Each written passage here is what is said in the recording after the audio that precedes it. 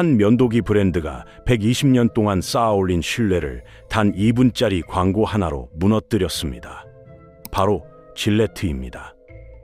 2019년 초 영상 하나가 올라간 뒤 싫어요 150만 개가 쏟아졌고 몇 달 뒤 모 회사는 질레트의 가치를 10조 원이나 깎아냈습니다.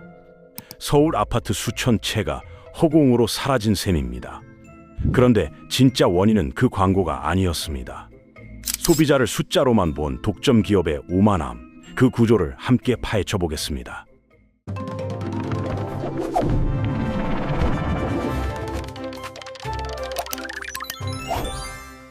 10조 원이 사라졌다는 뉴스 헤드라인은 사실 결과였습니다. 균열은 그보다 훨씬 전부터 조용히 벌어지고 있었습니다.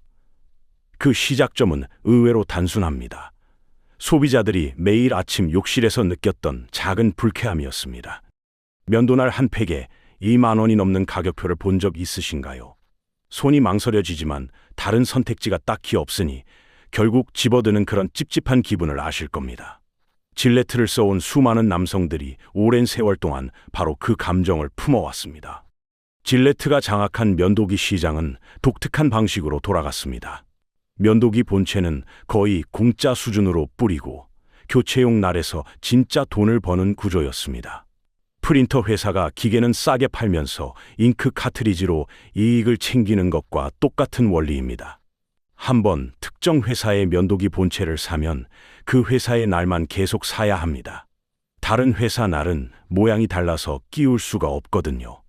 그러니까 소비자는 한번 선택하면 사실상 그 브랜드에 묶여버리는 겁니다.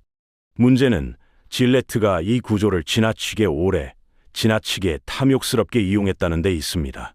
1998년에 삼중날 면도기 마하3를 내놓으며 가격을 확 올렸고 2006년에는 오줌 퓨전을 선보이며 또 한 번 올렸습니다. 날개수가 하나 늘 때마다 가격표의 숫자도 함께 뛰어 올랐습니다. 같은 기간 물가가 오른 속도와 비교하면 두세 배는 가파른 인상이었습니다. 그러다 보니 소비자들 사이에서는 질레트 세금이라는 자주 섞인 표현까지 돌았습니다. 면도를 하려면 어쩔 수 없이 내야 하는 세금 같다는 뜻이었습니다. 마트 면도 용품 코너를 떠올려 보시면 그 답답함이 느껴지실 겁니다. 진열대 절반 이상을 질레트가 빼곡히 채우고 나머지 브랜드는 구석에서 겨우 자리를 차지하고 있었으니까요. 눈에 띄는 선택지가 질레트밖에 없으니 결국 그걸 집어들 수밖에 없는 상황이 반복되었습니다. 이런 불만이 조용히 쌓여가던 2019년 1월, 질레트는 야심차게 새 광고를 공개합니다. 제목은 We Believe, 우리는 믿는다는 뜻이었습니다. 당시 미국에서는 미투 운동이 한창이었습니다. 성희롱과 성폭력 피해자들이 용기를 내어 목소리를 높이면서 사회적으로 큰 파장이 일던 시기였습니다. 질레트는 이 흐름에 맞춰 브랜드 이미지를 새롭게 바꿔보려 했던 것 같습니다. 광고는 남성들에게 더 나은 사람이 되라고 촉구하는 내용을 담았습니다. 싸우는 소년들, 여성을 희롱하는 장면이 등장했고 남성성의 어두운 면을 정면으로 건드렸습니다. 의도 자체는 좋은 메시지 전달이었을 겁니다. 하지만 결과는 예상을 완전히 벗어났습니다. 영상이 유튜브에 올라간 지 며칠도 안 되어 싫어요가 100만 개를 넘겼고 곧 150만 개를 돌파했습니다. 댓글창은 분노로 뒤덮였습니다. 핵심은 이거였습니다. 그동안 비싼 값을 받아온 회사가 갑자기 도덕을 이야기하니까 위선처럼 느껴진 겁니다. 광고 내용보다 그걸 말하는 입이 질레트라는 게 사람들을 더 화나게 만들었습니다. 질레트가 왜 그토록 오만해질 수 있었는지 이해하려면 먼저 이 회사가 얼마나 대단한 성공을 거뒀는지 알아야 합니다. 정점의 높이를 알아야 추락의 깊이도 제대로 느낄 수 있으니까요. 이야기는 1901년 미국 보스턴에서 시작됩니다. 킹 캠프 질레트라는 세일즈맨이 있었습니다. 어느 날 아침 면도를 하다가 문득 불편함을 느꼈습니다. 그 시절 남성들은 이발소에 가거나 집에서 묵직한 칼날을 직접 갈아가며 위험하게 면도해야 했습니다. 조금만 손이 미끄러져도 피가 나는 일상이었습니다. 질레트는 간단한 아이디어를 떠올렸습니다. 얇은 금속날을 만들어서 무뎌지면 그냥 버리면 어떨까? 이 단순한 생각이 면도의 역사를 통째로 바꿨습니다.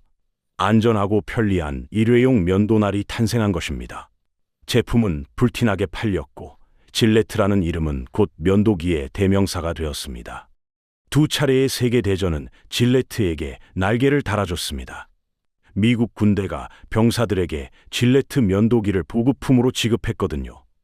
수백만 명의 젊은 남성이 군 복무 중에 질레트로 면도하는 법을 배웠고 전쟁이 끝난 뒤에도 그 습관을 그대로 가져갔습니다. 나라에서 공짜로 나눠준 제품으로 습관이 만들어졌으니 이보다 효과적인 마케팅이 또 있을까요? 질레트가 이렇게 강해질 수 있었던 비결은 두 가지였습니다. 첫째는 기술력이었습니다. 얇으면서도 날카로운 면도날을 대량으로 찍어내는 건 보기보다 까다로운 일입니다. 정밀한 금속 가공 기술이 필요하고 수천만 개를 만들어도 품질이 똑같아야 합니다. 질레트는 이 분야에서 수십 년간 압도적으로 앞서 있었습니다. 둘째는 유통망이었습니다. 질레트는 전 세계 마트와 약국의 면도용품 코너를 완벽하게 장악했습니다. 소비자 눈에 가장 먼저 띄는 자리, 손이 가장 쉽게 닿는 높이에 질레트 제품이 빼곡히 진열되어 있었습니다.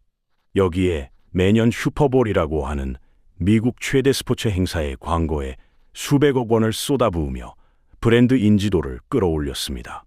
이렇게 쌓인 기술력과 유통 장악력과 브랜드 파워는 거대한 진입 장벽이 되었습니다.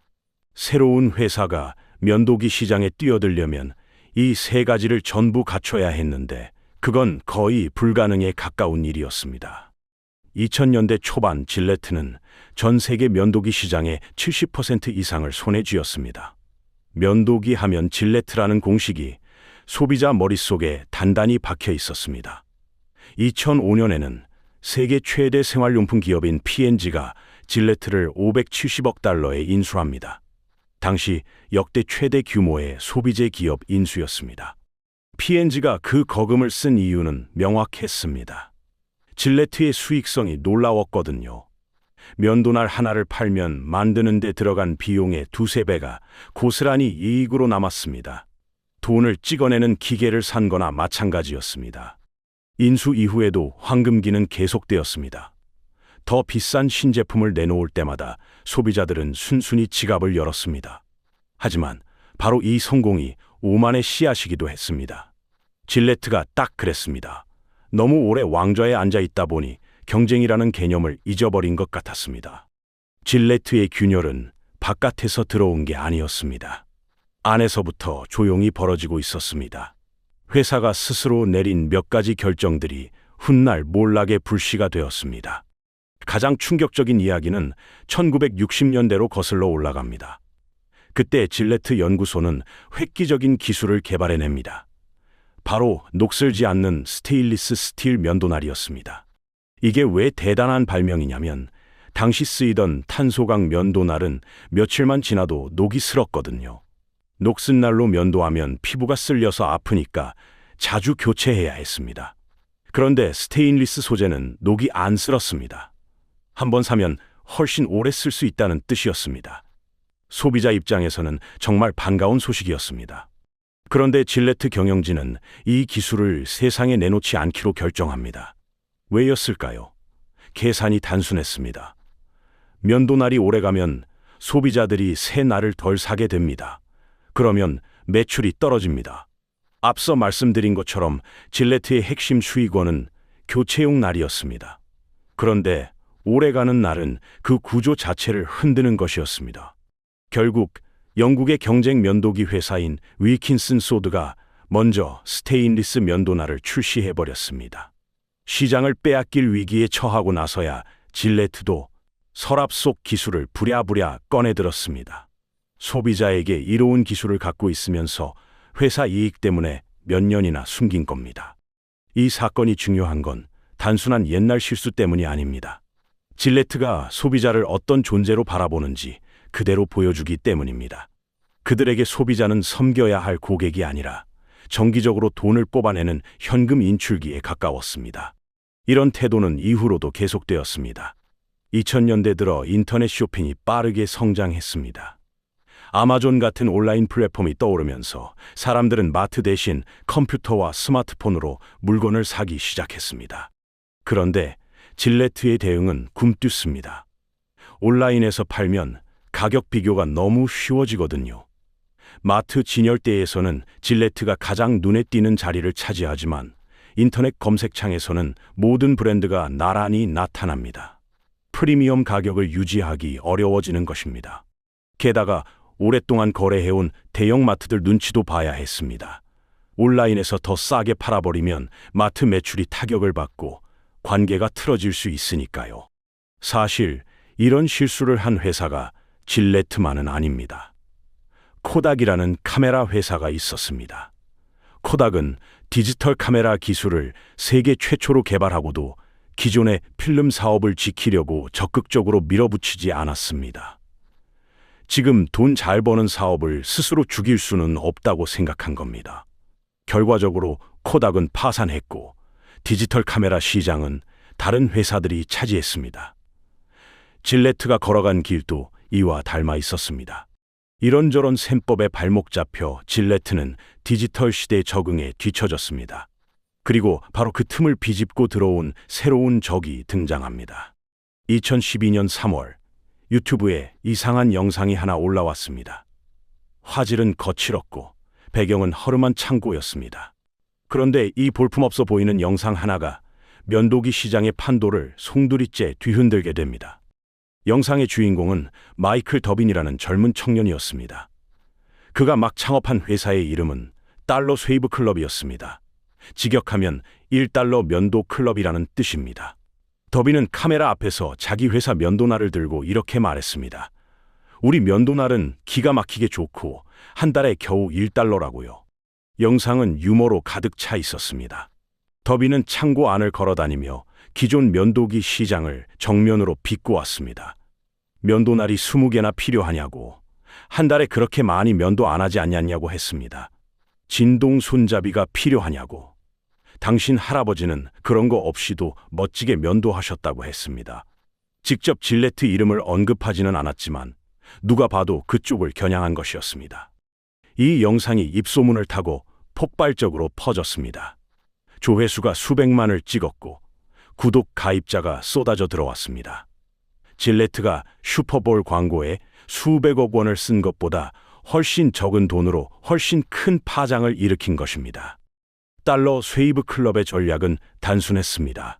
질레트의 약점을 하나하나 정조준해서 공략한 것입니다. 첫째, 가격을 바닥까지 낮췄습니다. 질레트 오죽날 한 팩이 2만 원이 넘을 때 달러 쉐이브 클럽은 한 달 구독료가 1달러에서 시작했습니다. 물론 품질은 질레트보다 떨어졌습니다. 하지만 솔직히 생각해 보시면 오죽날과 3죽날의 차이를 피부로 느끼는 사람이 얼마나 될까요? 면도날이 좀 덜 정교해도 면도는 됩니다. 많은 소비자에게 그 정도면 충분했습니다. 둘째, 사는 과정을 편리하게 만들었습니다. 마트에 가서 점원을 불러 잠긴 진열대를 열어달라고 할 필요가 없었습니다. 인터넷으로 한번 신청하면 매달 집 앞으로 알아서 배달이 왔습니다. 바쁜 현대인들에게 이건 꽤 매력적인 제안이었습니다. 셋째, 과잉 기술을 정면으로 비웃었습니다.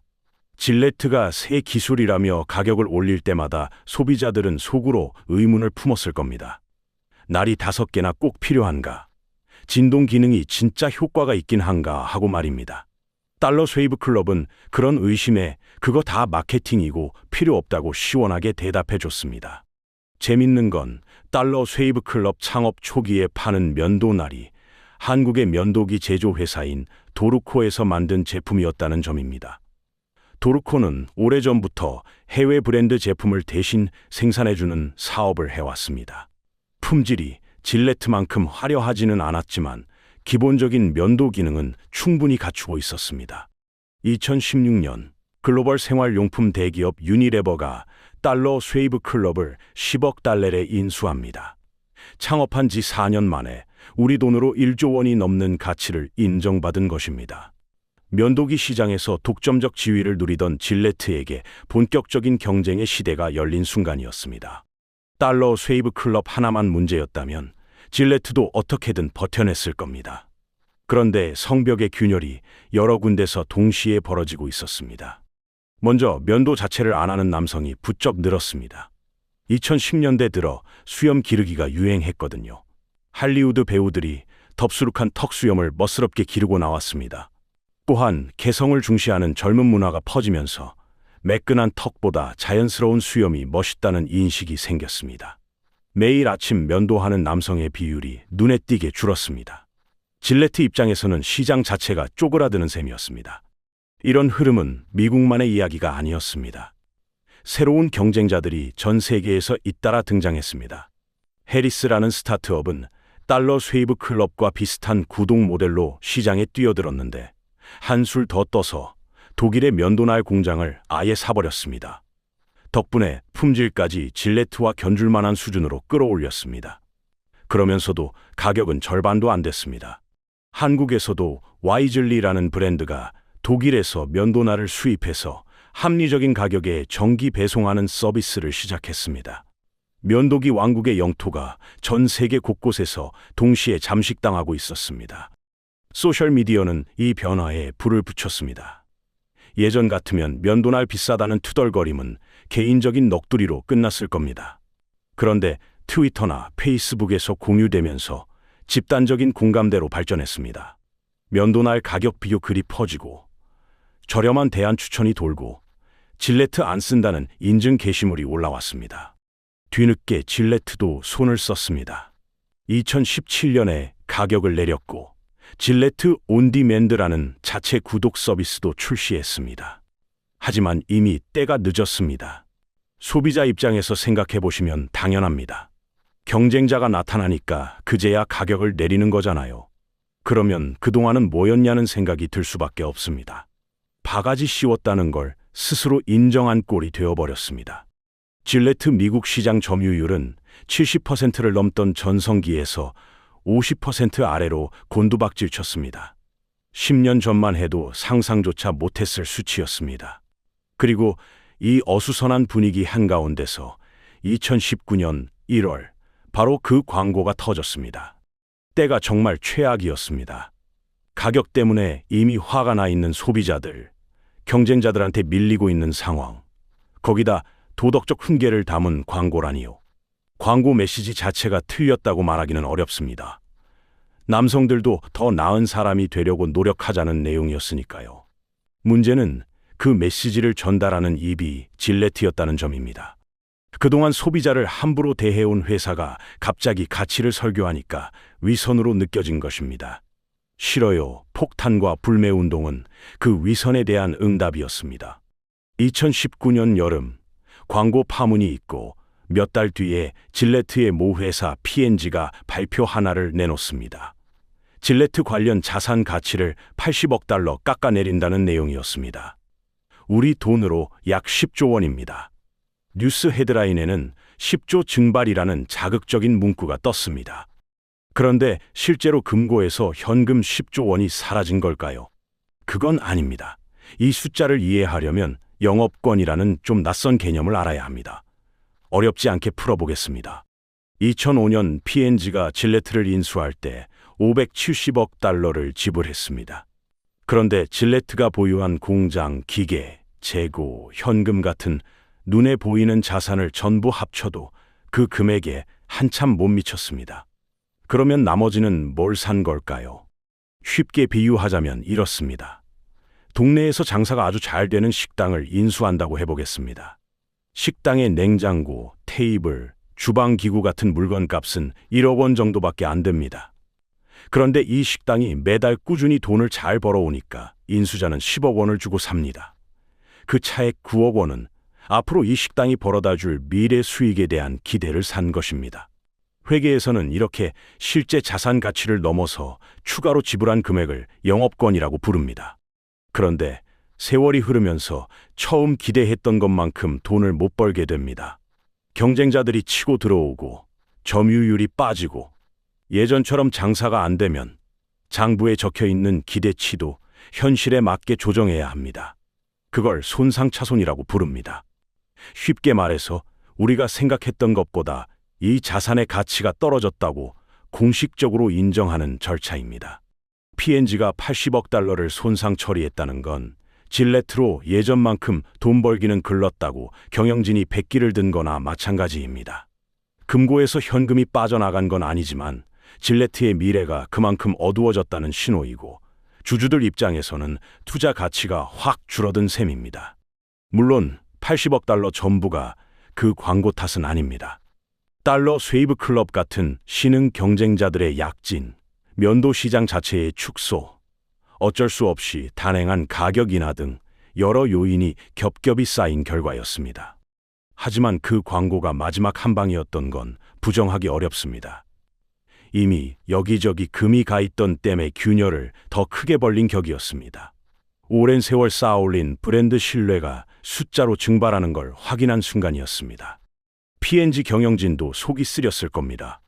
2005년에 황금알날 낳는 거위라고 믿으며 570억 달러나 주고 산 회사가 14년 만에 이 지경이 됐으니까요.